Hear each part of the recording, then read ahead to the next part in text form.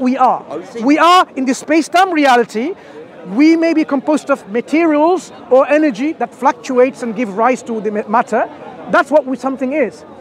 I am asking you to make that conclusion by knowledge that something has to always exist, by necessity. I know it's very difficult because you know what it entails. The consequences are far-reaching, but you have to make that decision so that we can move forward. Because nothingness cannot make something, and we are something here already, I am making that point. It follows necessarily there has to be always something in existence.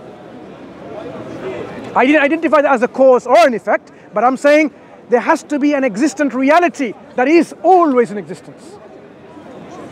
Like the universe? Whatever. Universe or the flying green spaghetti monsters, whatever. There has to be necessarily an existence that exists always. There has to be a necessary existence. And you would say that no, the universe. We're not identifying what that is. We're simply accepting that there has to be.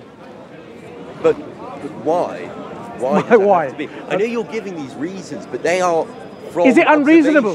Is it unreasonable? When you say what's the other alternative? My alternative is that the universe simply is, and we always.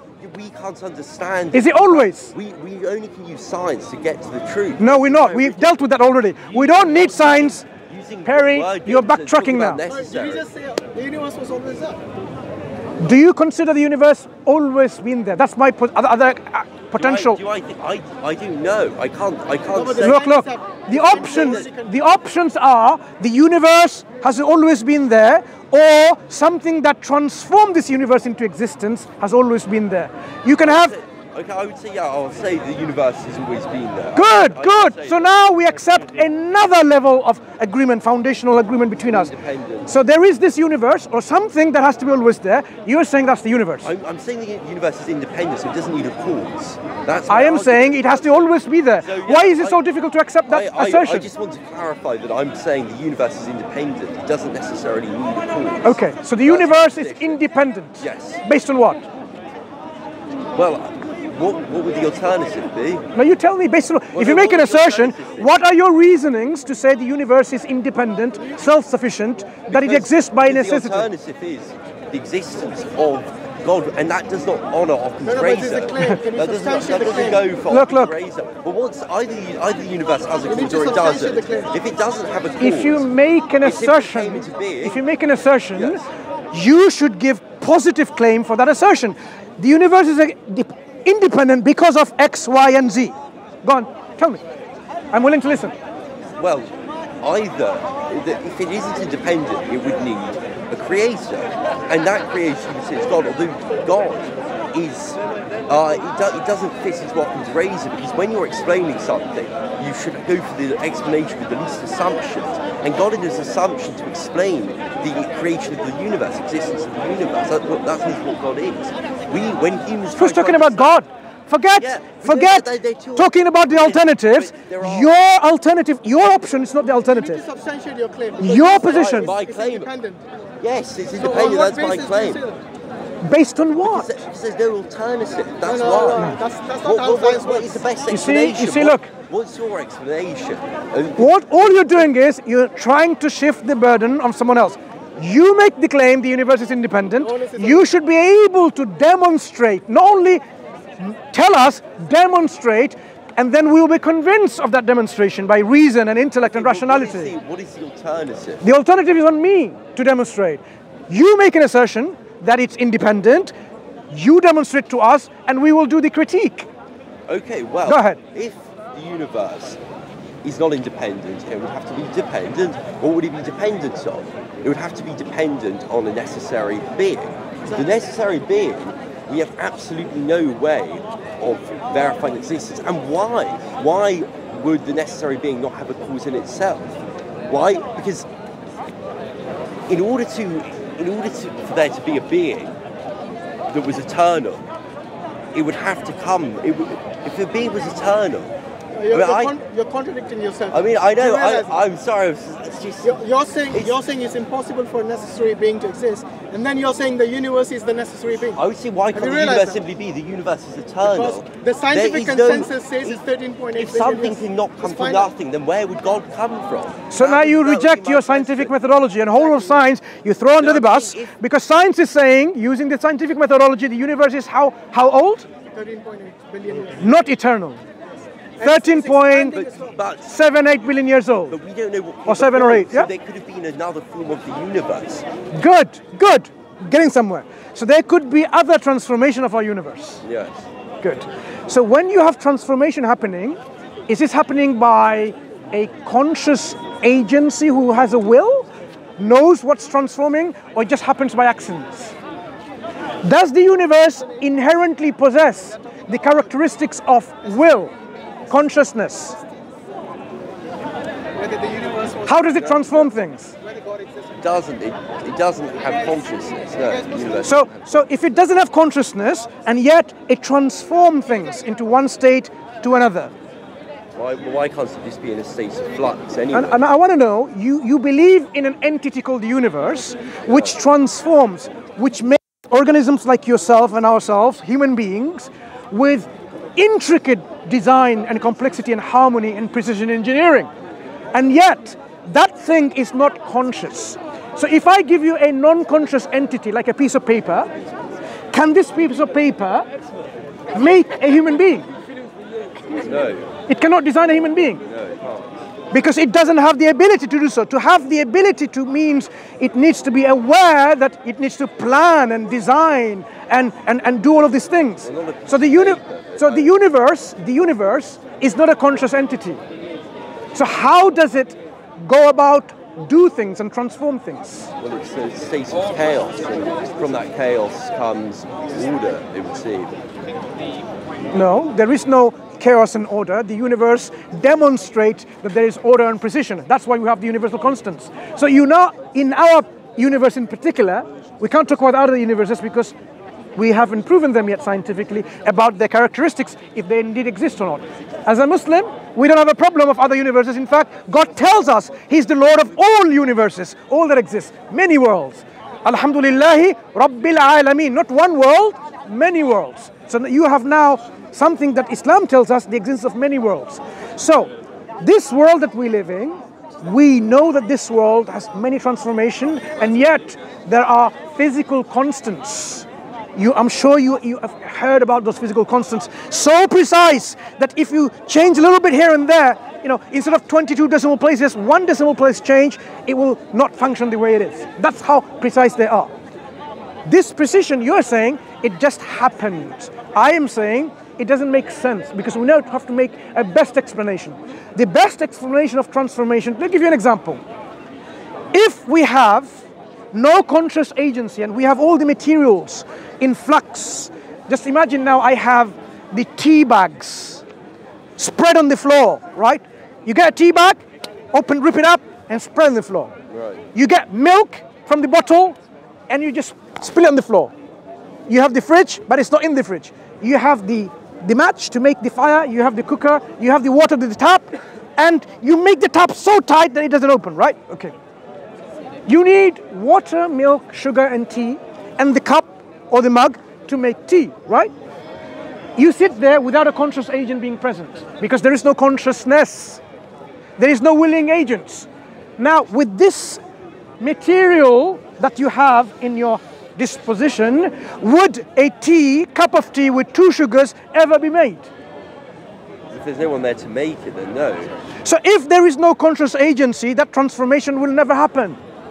Well, yeah, not under those conditions, but it's a completely false. Why is that a false analogy? The universe can't be reduced to a cup of tea. The universe has done much more precise, engineered transformation than a cup of tea. And yet you're saying it just can happen. It's a false analogy, because under those conditions, obviously a cup of tea can't be made. That's quite obvious to us. What conditions does the universe have that it makes all these beautiful, complex, organized entities which function in our universe in this governed way? What conditions was there in the universe? In our early universes, it was supposed to be chaos. in our early form of our universe, chaos. And yet you're saying within this chaos, somehow, without a conscious agency, now you're telling me to think, right? Somehow, without a conscious entity, they gathered all of this together into due proportion. Quran says God is the one, just to give you a comparison, God is the one who brings everything in due proportion. He proportionates things. He is the one, He makes sfdawah. He fashions them, molds them into due proportion. Like in the way, in the genetic makeup that you are. Otherwise, you might be an elephant rather than a human being. But because of your genetic makeup such, you only become a human being from the cells as they grow and divide and dry in the womb of your mother. So the universe, I used it at one stage, it wasn't conscious, with no will, no consciousness, no self-awareness, and yet it made all of that. And we are supposed to accept that by blind faith. It makes no sense. What is the best explanation? Your explanation, that it just happens, is not the best of explanation because it doesn't make any sense. What makes sense, which will be a better explanation, is there is a conscious engineer, designer, originator, gatherer, assembler that assembled and transform all of these things. That is a better explanation, and we should always go for a better explanation, not the one which is the least of the explanations make sense. I'll test your explanation. I have a few things. First of all, what do you think? Because I would say the universe is composed of atoms. The universe is simply atoms, and everything else is a matter of opinion. Atoms, chemical reactions, and so forth. What would you say? Did they decide to be? Did they decide to make those reactions as they are? No. They were random chaos. But your explanation involves this creator. What is the substance? No, I'm saying you've got two explanations. If he's interacting with this universe. No. You don't know what I mean by God. You have a necessary existence which is either the universe or something else. Conscious or unconscious. Which is a better explanation for our reality? You're saying is unconscious universe is a better explanation. I don't see any reason to accept that because it makes no sense. Everything that we see in our universe demonstrates to us that you need a conscious agency with a will who can transform all of these things. Even a cup of tea would not happen ever for millions and zillions and quadrillions and Googleplex years because of what's needed to make that transformation. The better explanation is personal agency, which is self-aware, self-conscious. That is what we called a rational explanation, a rational position to take. Your position is irrational. Magic, it just happens. Chaos, it makes no sense. We have a better explanation from what we observe in reality. I am not bringing something from outside the reality. In reality, we don't see things just popping into all this transformation. You know what? You throw some parts in a junkyard and there you go, Boeing 707 or next generation of iPhone happening. Never happens. Chaos never generates this kind of order and precise engineered objects.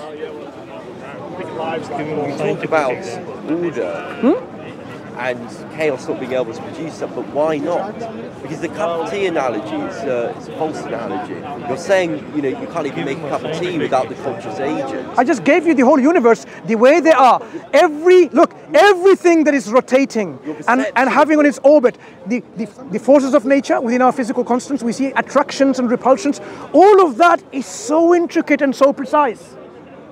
And yet you're saying, that's all chaos? And with God, you don't know what God is. We're not talking about God. We're talking about. Look. I didn't even say God. You did. I did not. I said a conscious agency, which is necessarily always existence, or an unconscious agency. A conscious agent, though, who's necessarily existed, is a necessary being, is the definition of God. No, I haven't defined God yet. Necessary being. No. You're jumping the gun. I've given you two options, Perry. My two options are, you have a necessary existence which is self-aware or not self-aware. And I have examined both. What is a better explanation? Self-aware or not self-aware? I just demonstrated to you from our observations of even using the scientific methodology. What makes sense, reasonably, rationally, intellectually, is a self-aware necessary existence to explain the reality. Your explanation of the necessary existence which is not self-aware is not an explanation. of anything. It doesn't give us a better explanation. We should always go for a better explanation. You don't have an explanation which makes sense. We're talking about, I mean, the physical reality. Yeah. Consciousness is just a byproduct of our biology. Self-awareness. Reality, self-awareness, exactly. Self-awareness is not a byproduct of anything. Self-awareness is a characteristic of something that is aware of itself. There is no... You say the independent is either self-aware or it's not. Which one is it? That thing that exists necessarily. Consciousness can't come out. Let me redefine what I mean by consciousness yet, because it's a loaded language. Self-awareness. Self-awareness. In your existence that exists always, the universe, is it self-aware that it exists? What's your question? Is the universe... The universe that you are postulating that is always in existence. Good. So how can it then explain about all the transformation that are happening when it itself is not aware? Imagine now, I don't even... The atoms interacting with one another, that's what it is. It's mad. You can't just claim that... You're saying that my explanation so look, something that exists for... If you're talking about there being a conscious agent, someone who's self-aware, a self-aware universe, that would be an absurdity. The universe is aware of itself. And the universe is... You need an explanation for this transformation that we see, which are so precise. So you're saying the transformation can happen without the universe being self-aware by the theory called chaos. That's what you're postulating. Yeah. But I'm saying, in our reality, we don't see chaos producing order, precision engineered things. The rules that are there so precise in our universe, constants rather, you cannot explain that by chaos theories. You need something that is self-aware to make that into this precise way it is. Otherwise, everything will why isn't things falling apart in every way that chaos? Why isn't everything chaotic now? Well, it is. Because they're following a particular rule. That rule, is it acquired or is it inherent? The rules of the universe are inherent in the universe. Right. So the rules of the universe are inherent within this universe. So now you have an entity that has rules to organize things into precision. Does it make sense that you have an entity that has inherent rules of organizing things into precision engineering for a particular function it does, and yet it is devoid of knowledge and self-awareness? Does it make sense? Do you mind repeating the question? Okay. The universe you claim, you postulate, is inherently possessor of these rules in which things will be organized in a precision, orderly fashion, such that a little bit here and there will be disastrous, but it does maintain that order. It controls and it governs, and it is in control of that particular system. The whole system is so controlled, right? All these rules are so precise. Does it make sense that without something knowledgeable, something self-aware being there, and yet you have all these precision rules? How do you even envisage this kind of understanding that, it's like saying, oh no, this computer by itself is just there. It just popped into existence by itself, and yet it's knowledgeable. It can beat you in chess. Makes no sense. We have to have a better explanation. The better explanation is always something that is self-aware, conscious. That's what self-awareness is, as well as possessor of will.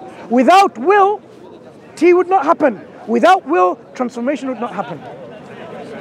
I would say that if there is a conscious being that's created these rules, then what would have to create him? Imagine the complexity necessarily existent of this being. No, it has to necessarily exist. That's where Brother Hashim earlier on, Ustad Hashim mentioned about contingency.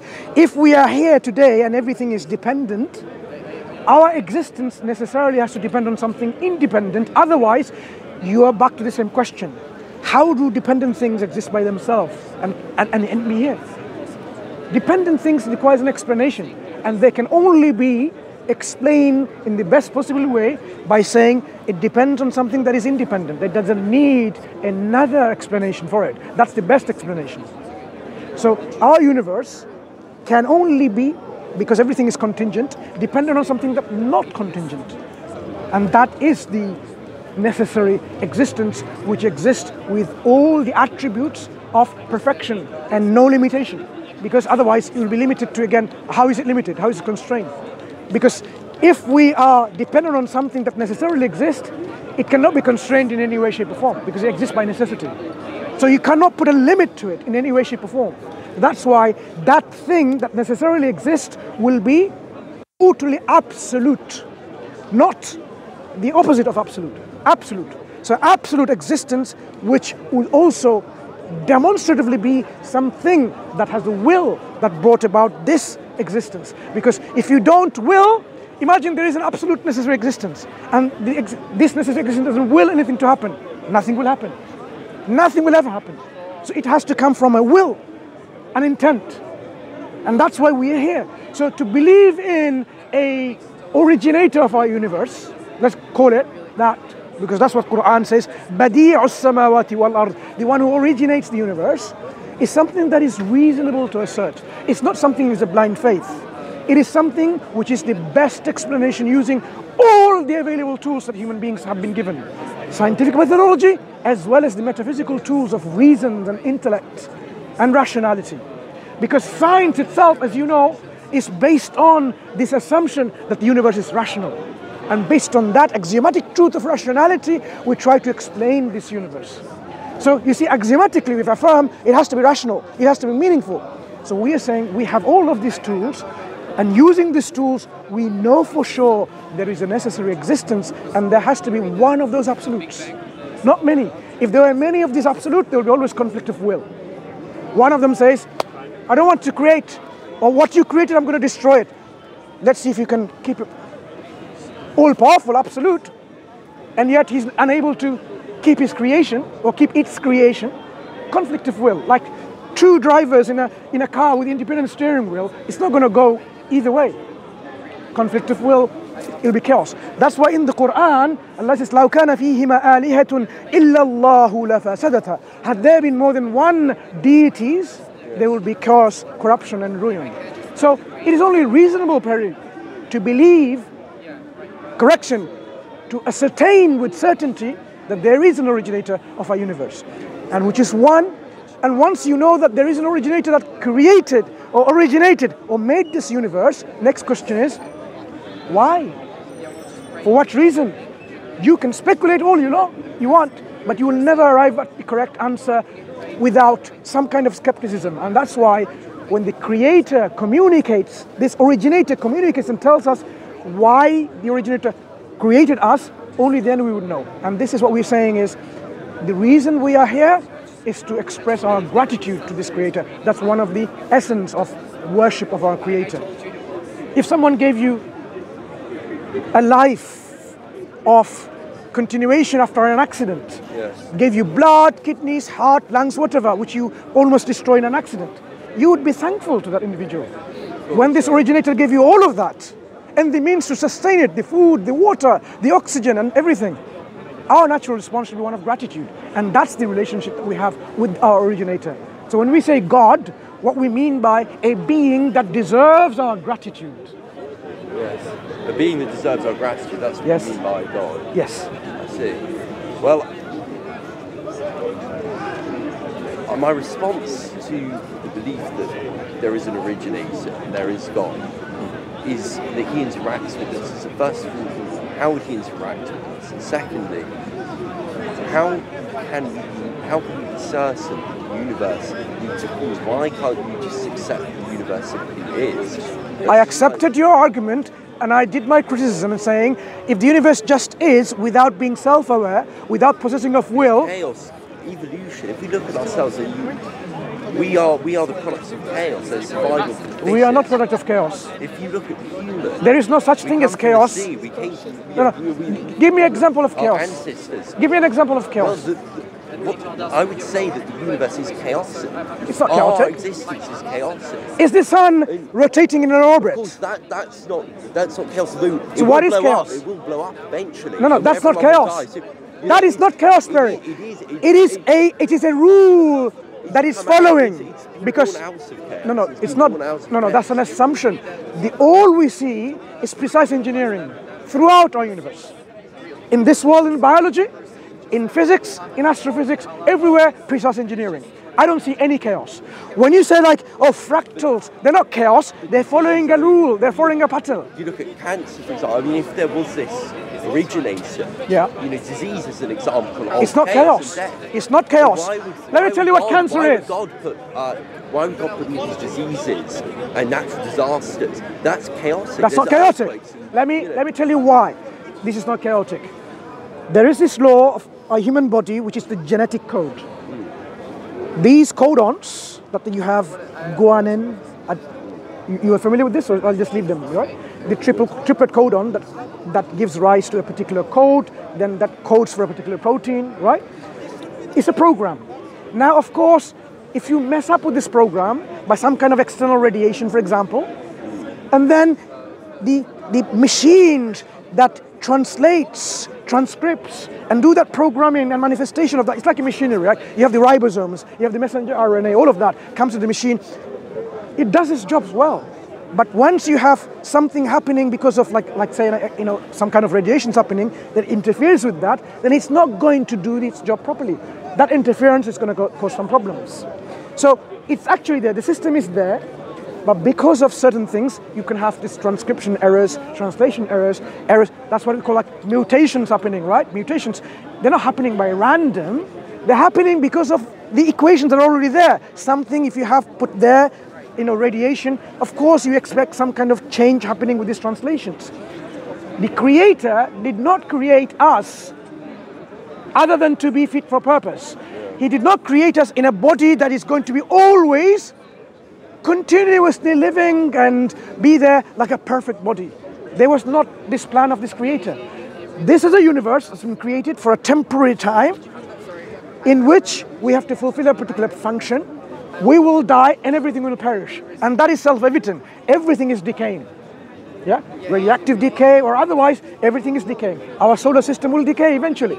So all of this is a rule placed by the originator. But then there will be another recreation of another reality in which our existence will be different. We will then live forever, either in a place of happiness or a place of torment. That is what you are thinking like, why isn't it like that? That will be there. We are here because we have been given an amount of free will. We are being tested on our free will, whether we are exercising it correctly and appropriate or not. Based on that, we will have the consequences.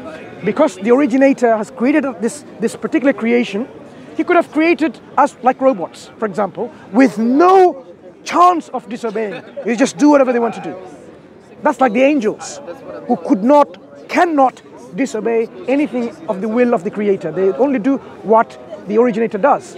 But we have been given another faculty of choice in which by using that you can become better than the angels, or you can become lower than the animals using the faculty. So that's demonstrating the originator's creative power and his majesty. Look, he can create creations with so many different kinds. Either you have total autonomy of, or in a limited sense, of course, of disbelief or not disbelief, or fully like robots.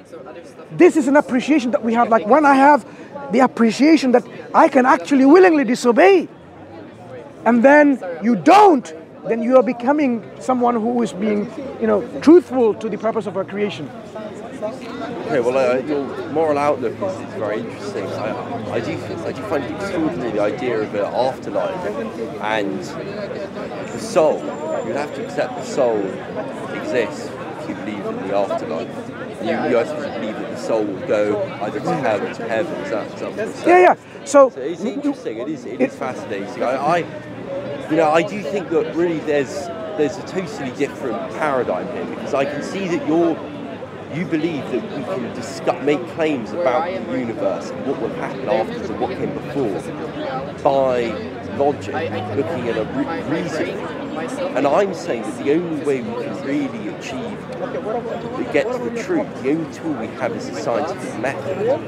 And defining God as a necessary being is, I mean, I won't go back into all of that. Sure. But I think perhaps it's quite difficult to find some common ground, so I might just go and get some food and some things. But it was talking.